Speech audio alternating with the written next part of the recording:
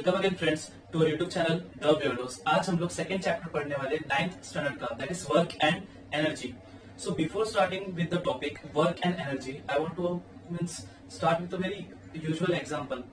हम वर्क ऐसा कब बोलते हैं कि वर्क हुआ है या फिर काम हुआ है? हम ऐसा कब बोलते हैं? जब भी क्या होता है कि हम लोग कोई चीज, एक ऑब्जेक्ट है उस पर हम लोग कोई फोर्स अप्लाई कर रहे हैं, एक ऑब्जेक्ट है उस पर हम लोग फोर्स अप्लाई कर रहे हैं, और वो जो ऑब्जेक्ट है जिस डायरेक्शन में मैंने फोर्स अप्लाई किया है उसी डायरेक्शन में अगर वो आगे बढ़ रहा है तो ओके। जैसे कि आपके टेक्स्ट बुक में बहुत सारे एग्जांपल दिए हैं।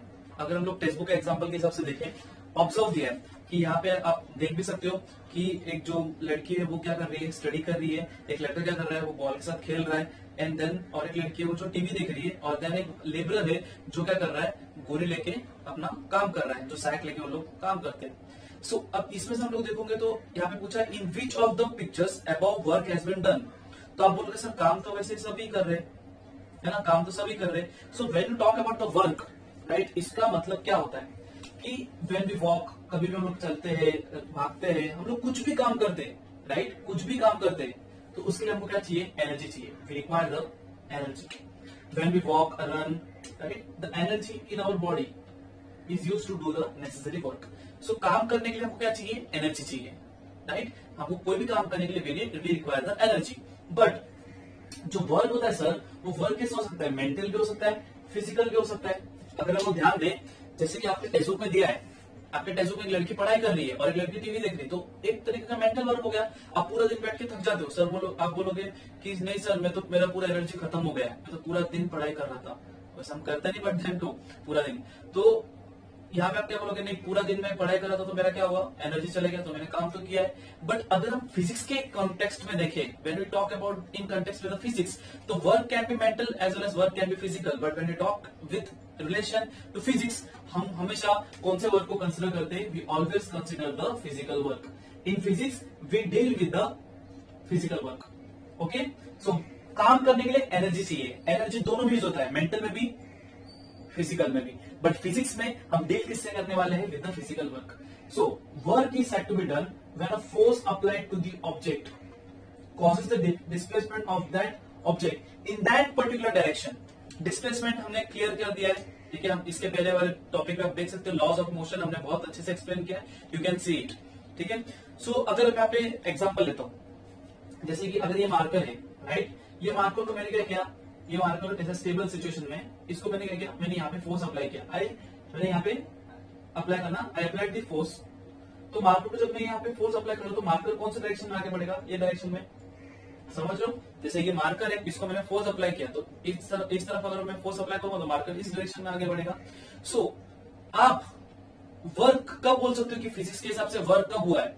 जब आप फोर्स अप्लाई कर रहे हो कोई पर्टिकुलर ऑब्जेक्ट पे और वो ऑब्जेक्ट उसी डायरेक्शन में आगे बढ़ रहा है, तो आप बोल सकते हो वर्क हुआ है। जैसे ये वॉल है, राइट, ये वॉल को अगर मैं पूरा दिन भर अगर मैं पुश करता हूँ, मैंने फोर्स तो अप्लाई किया, फोर्स तो अप्लाई किया, फोर्स तो अप्लाई किया है, तो क्या डिस्प्लेसमेंट हुआ है? क्या वो जगह से हिला?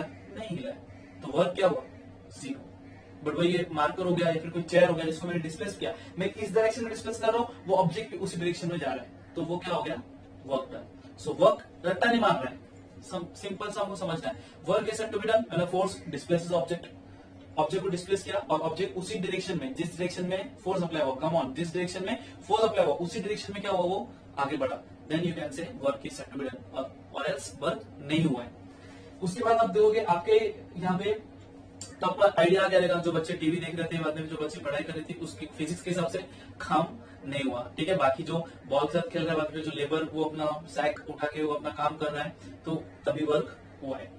सो आपके यहाँ पे क्या दिया है कि टेक्स्ट में a child is playing with a toy, right, एक टॉय है, एक पर्टिकुलर कोई टॉय एग्जांपल में आप देख सकते हो, ठीक है। ऐसा कोई पर्टिकुलर टॉय है, उस टॉय का आप देखोगे, उसको एक बच्चा है, उसको स्ट्रिंग अप्लाई किया है, उसको इस डायरेक्शन में क्या कर रहा है? खींच रहा है। अब हमको पता है अगर मैं टॉय को इस डायरेक्शन में खींचूंगा तो टॉय ऐसा ऊपर तो जाएगा नहीं, अनलेस साइड में उसको ऐसा ऊपर खींच रहा हूं, नहीं ना। अगर मैं उसको नॉर्मली ऐसा क्या कर रहा हूँ, टॉय को ऐसा खींच रहा हूँ, तो टॉय क्या वो नीचे नीचे आगे आएगा। सो मेरा यहाँ पे क्या हो रहा है? ये हो रहा है मेरा, यहाँ पे मैं क्या कर रहा हूँ? अप्लाई कर रहा हूँ, I am applying the force here, applied force ये है मेरा, मैं यहाँ से फोर्स अप्लाई कर रहा हूँ ऊपर की तरफ, बट मेरा टॉय जा रहा है किधर है, इस तरफ, तो ये मेरा क्या हो गया, this is my displacement force. ठीक है, तो अभी हमने यहाँ पे डिराइव नहीं किया था, तो मैं यहाँ पे डिराइव कर देता हूं। तो वर्क क्या होगा, work is equal to force into displacement, work is equal to force into displacement. तो अभी आप जैसे फॉर एग्जांपल कुछ भी आप कैलकुलेट कर सकते हो। ये जो एग्जांपल है, ये एग्जांपल में मैं डिस्कस करूंगा, बट पहले ये देख लेते हैं। Work is equal to force into displacement, ये तो मैंने आपको बता दिया। फोर्स आप अप्लाई कर लो और ऑब्जेक्ट उसी डायरेक्शन में अगर आगे बढ़ रहा है तो आपका वर्क हुआ है। तो समझो अभी हम फोर्स को किसमें हम लोग फाइंड करते हैं, न्यूटन में। तो आप समझो आपने कुछ 10 न्यूटन का फोर्स अप्लाई किया, समझ लो 10 न्यूटन का कोई फोर्स अप्लाई किया है, और जो डिस्प्लेसमेंट हुआ है कितना हुआ है, 3 मीटर डिस्प्लेसमेंट हुआ है। तो आप वर्क आराम से कैलकुलेट कर लिए, कितना कैलकुलेट कर दिया आपने, 10 न्यूटन पर मीटर, राइट। तो वर्क आराम से आप कैलकुलेट कर लेते हो, बट हम इसको किस में कैलकुलेट करते हैं, जूल में। Work is calculated in joules, जो आगे हम डिस्कस करने वाले। अब जब आपका ये जो डायग्राम दिया है फेसबुक में कि वो जो एक लड़की है वो क्या कर रही है, टॉय को खींच रही है, वो ऊपर की तरफ खींच रही है, बट जो टॉय कहां पे हो रहा है, इस तरफ जा रहा है। ये कॉमन हम लोग ने बचपन में देखा है। तो when a child pools a toy with the help of a string, string के हिसाब से वो टॉय को पुल कर रहा है, the direction of the force is different from the direction of the displacement, है ना। डिस्प्लेसमेंट, टॉय इस तरफ आगे बढ़ रहा है, सर इस तरफ आगे बढ़ रहा है, बट फोर्स ऊपर की तरफ अप्लाई हो रहा है। सो मैंने क्या बोला, अप्लाइड फोर्स ये है और डिस्प्लेसमेंट फोर्स ये है। So the direction of the force makes an angle with the direction of the displacement, और ये एंगल क्या आपका theta. The direction of force makes an angle with the direction of the displacement, right. तो इसके बारे में हम ये फाइंड करते हैं कि इसमें जो वर्क डन होगा कैसे होगा। बिकॉज यहाँ पे मैंने क्या बताया कि ऊपर के केस में क्या बताया, मैं इस डायरेक्शन में फोर्स अप्लाई कर रहा हूँ तो ऑब्जेक्ट भी इसी डायरेक्शन में जा रहा है, बट यहाँ पे क्या हो रहा है, मैं ऑब्जेक्ट को फोर्स अप्लाई इस तरफ कर रहा हूँ, बट ऑब्जेक्ट इस तरफ डिस्प्लेसमेंट हो रहा है। तो ऐसे केस में सर आप वर्क कैसे कैलकुलेट करोगे, right. In this case how you will calculate the force, so let us understand.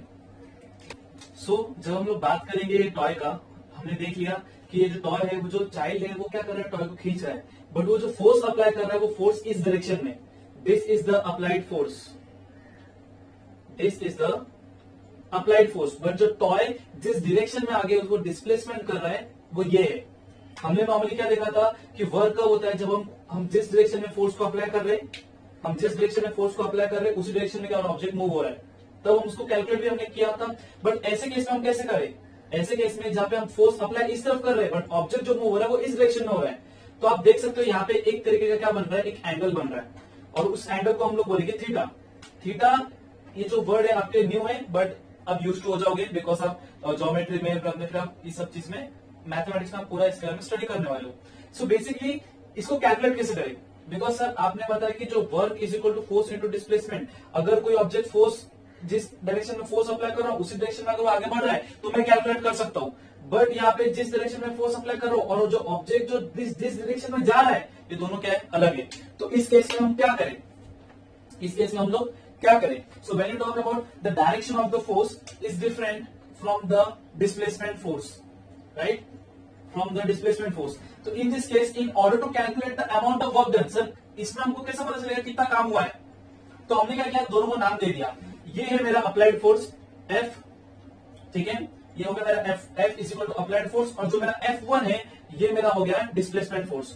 तो अगर मैं इसमें एक तरीके से क्या करता हूं, इसको ट्रायंगल फॉर्म में मैं इसमें बना देता हूं, राइट एंगल ट्रायंगल हो रहा है, राइट। इसको हम नाम भी दे देते हैं A B C, ठीक है। अब कैसा है ना, आपको ट्रिग्नोमेट्री में ना ये चैप्टर आपको आएगा 9th में भी 10th में भी, ट्रिग्नोमेट्री के बारे में आप तभी समझोगे, बट अभी मुझे समझाने के लिए मैं आपको थोड़ा सा एक ओवरव्यू देता हूँ कि बेसिकली है क्या।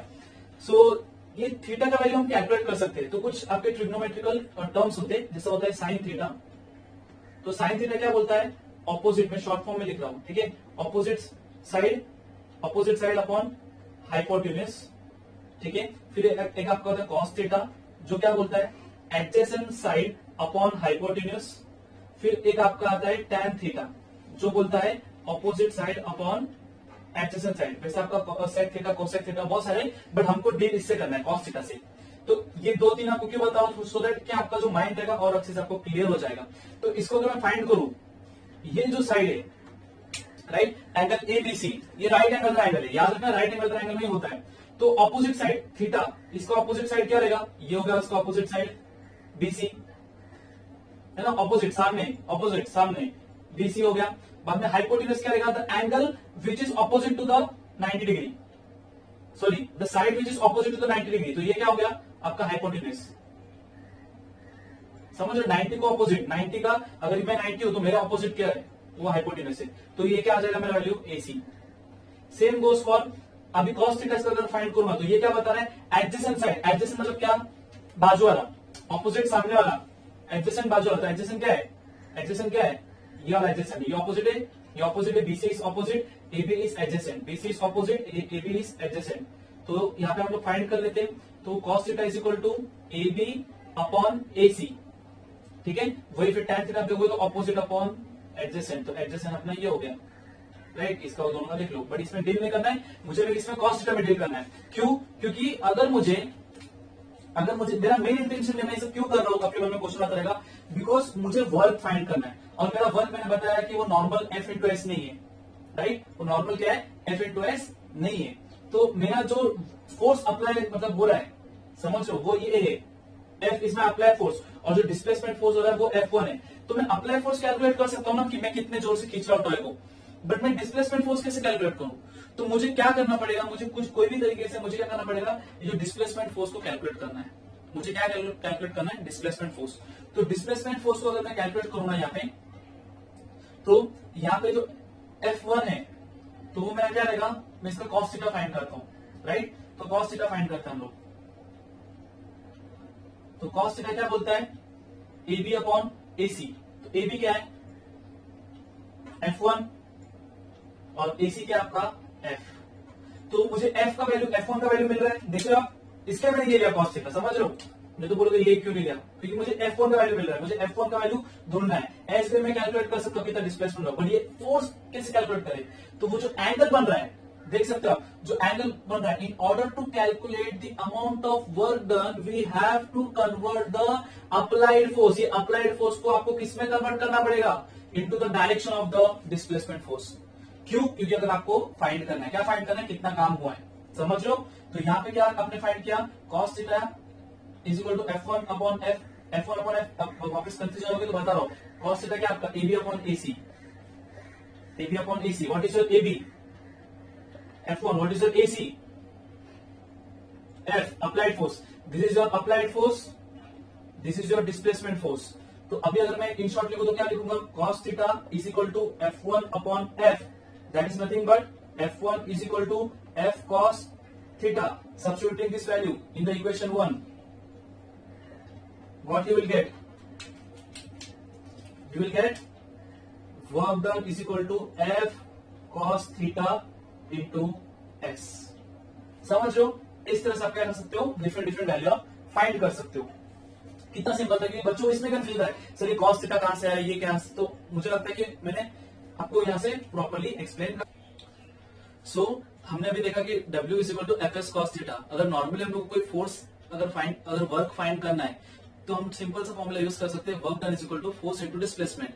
बट अगर मेरा अप्लाइड फोर्स पे काम नहीं हो रहा है, जैसे टॉय का एग्जांपल भी लिया कि मैं टॉय को ऊपर खींच रहा हूँ, जो लड़की वो जा रही थी वो टॉय को इस तरफ खींच रही थी, बट जो टॉय था वो किस तरफ आ रहा था, नीचे से आगे बढ़ रहा था।